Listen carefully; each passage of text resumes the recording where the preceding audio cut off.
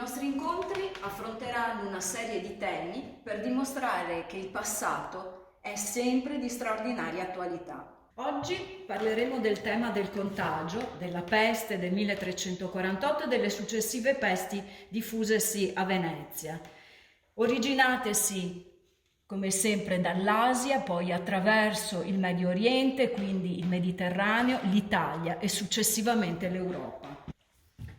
I punti d'accesso della peste sono, allora come oggi, i porti.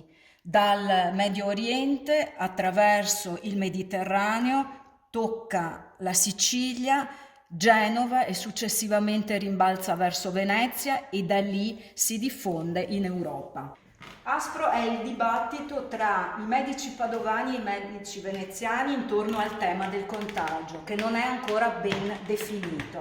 Da questa immagine, tratta appunto da uno dei primi, anzi il primo trattato pubblicato, il De Peste di Pietro da Tossignano, è chiarissimo come il medico tocchi il malato, quindi non è ancora presente nella società l'idea che il morbo si possa diffondere per contatto.